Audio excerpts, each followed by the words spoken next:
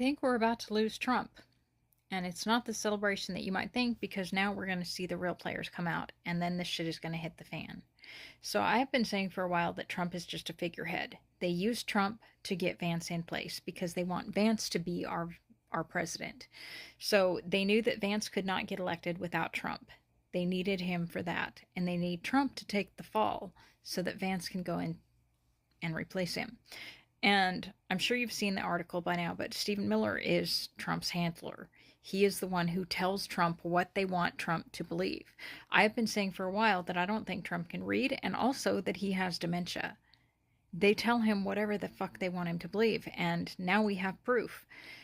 Trump asked Stephen Miller in a room full of reporters. He said the Supreme Court ruling was unanimous. Stephen Miller said yes.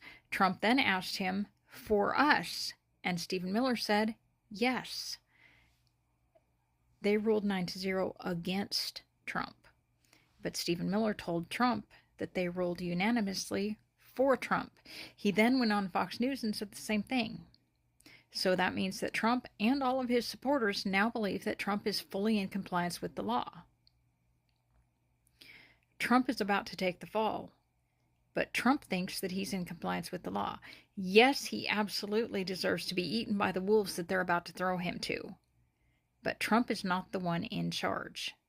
And once he's out of the way, then we're going to see the real players. This man's family fled anti-Semitic violence in Eastern Europe and arrived in America with only about $8 to their name. This man is Stephen Miller, and he went on to become the architect of one of America's most hardline immigration policies. But that's not even the wildest part of this story. Stephen Miller's grandfather, Wolf Glasser, escaped the pogroms in Belarus in 1903 and made his way to the United States. He then opened a small clothing store in Johnston, Pennsylvania. This allowed the Glasser family to become a Jewish immigration success story. The Glasser department store grew so successful that it ended up employing thousands of people and led to wealth status for the entire Glasser family. The Glasser family belonged to a very conservative synagogue in Pennsylvania that had very important connections with the heritage of the Jewish faith and support of Israel as a state. This conservative background, fast forward, now Stephen Miller is born in Santa Monica, California, and he especially loves conservative talk radio, which pretty much integrated itself in him at a very early age. He went on to later study at Duke University and then work under Jeff Sessions. After that, he joined the Trump campaign in 2015 and was an integral role in Trump's speeches. During the Trump administration's first presidential appointment, he was the engineer of the Muslim travel ban and the enforcer of the families being separated at the border. You could say he believed in America first, but not the America that allowed his Jewish immigrant family to get into this country and succeed. Fast forward to today, where he's become Trump's deputy chief of staff and the Department of Homeland Security's advisor. And this is where it gets really wild. So according to the Signal Gate and the Signal chats, he wasn't just the person that was in on the conversation that was taking place on an unsecured network about military movements and decisions, but he was the deciding voice. Yes, you heard me right. According to the Signal chats, every indication implies that his voice was the final deciding factor on what the operation would entail and when it would be done, and the go-ahead. We did not hear from Trump personally on that Signal chat. Maybe Trump was in the room. We don't really know. But as far as we know, he was the deciding voice. When someone raised their objections, he quickly said, no, that's what the president wanted. But the president himself never actually gave the order. The order came from, you heard it, Stephen Miller. So if that wasn't worrisome enough, and we still don't know what's happened to Kilmar Albrego Garcia, I am worried that he is no longer with us. I don't know that for sure, but the fact that the Trump administration is refusing to return him and hasn't already is highly suspicious. But the fact that this man is making so many of these decisions, and it seems like with unlimited authority to speak for the president, I find that very disconcerting, and I wish that more people were talking about it. I haven't heard a lot of reporters talking about it, but I would really like to hear some and what they have to say. And also more of a deep dive into who this man is and where he's from, because I couldn't find too much information about him other than what I did find.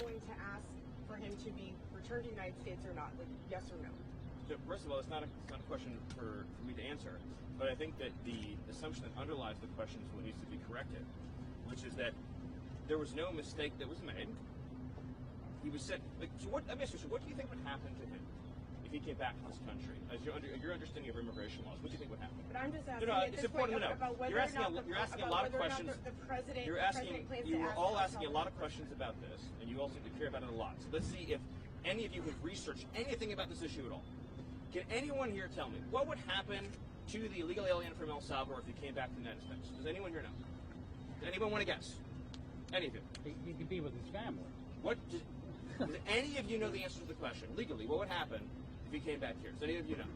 Any of you? Do you really believe the Supreme Court? I'm talking. Do you now. really believe the You Supreme need to Court stop. doesn't? I'm talking now. Doesn't think he Does should be any of returned? you- Why was it unanimous? You're done. Does any of you know the answer to the question? Does any of you? You've been talking about it for days. All would deport him again, no? He would be arrested. Okay. He'd be put in confinement. He would be deported the second time to El Salvador again, because there's no withholding order for an alien who's a member of a foreign terrorist organization, number one. Number two is the gang that he's a member of doesn't exist in El Salvador. When you see Stephen Miller talking to Donald Trump, trying to defend him, don't pay no mind to that motherfucker. He is legit racist. People need to understand that Stephen Miller is the author of the Muslim ban and the author of mass deportation. He is a known white supremacist. Stephen Miller is racist as fuck. He only wants white people in the United States.